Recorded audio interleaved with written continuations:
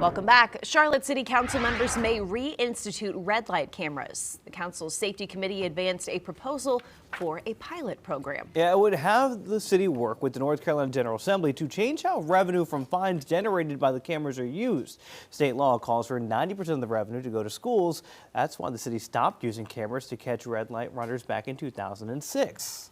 Joining us now, our chief legal analyst, Khalif Rhodes. Khalif, let's take a look at this. This was a program that was around. It stopped. We can talk about some of those issues in a second about the money going to schools. But when it comes to fines, civil versus criminal, does this affect my insurance, license points? Like, what are all kind of the legal issues that goes into a red light? Yeah, I mean, let's be clear. These would be fines that would be civil, obviously. And so in all of these, even if it's a traffic offense, if it's less than 25 miles an hour, if it's not a reckless driving, these are going to be infractions. And so while they will be in the criminal component, there's not like a misdemeanor. If it's over that amount, if it's a reckless, that is a misdemeanor. So even when you're looking at just traffic tickets, not this ordinance-based red light camera, it would depend on case-by-case scenario. But this is more public safety than anything. You're talking about trying to find ways to prevent deaths at these intersections. They talked about last year 80+ individuals had died at these intersections. 100+ individuals had been injured seriously. And so trying to find ways that you can cut down and curb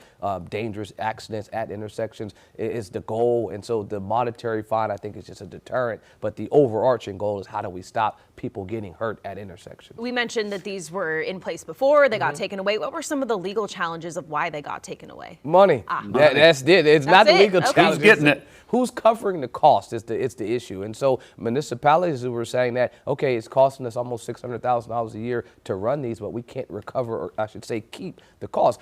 Ironically, there was a Supreme Court case that addressed this in 2024, a North Carolina Supreme Court case that said that municipalities can recover a reasonable cost. And so you can recover that $600,000 and then send back whatever remaining amount to the schools. And so that is, I think, why you're saying now municipalities bringing this back, because having the opportunity to ensure that we can not have to cover the entire cost of running something like this was problematic. I know there's some questions in terms of when they have the speed enforcement cameras, if they actually do a good job of curbing people speeding.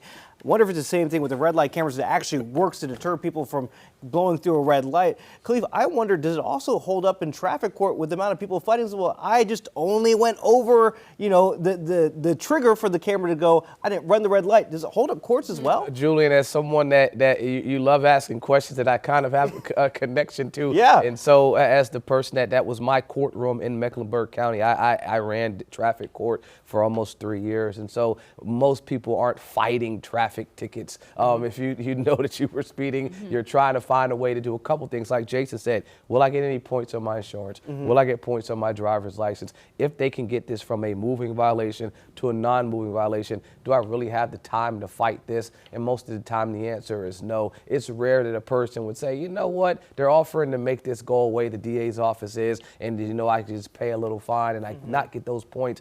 No, I still want to go to trial for a traffic ticket. Yeah, I've seen it, but it's rare. I mean, sometimes we have 1,000+ people on the docket.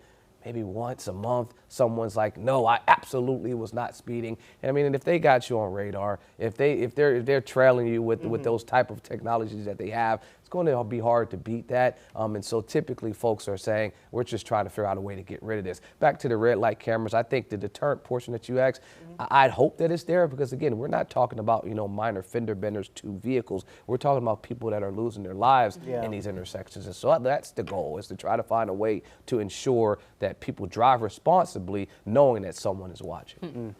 All right, Khalif, thank you very much. Appreciate that. Queen City News Plus. Just search Queen City News on your smart TV's app store.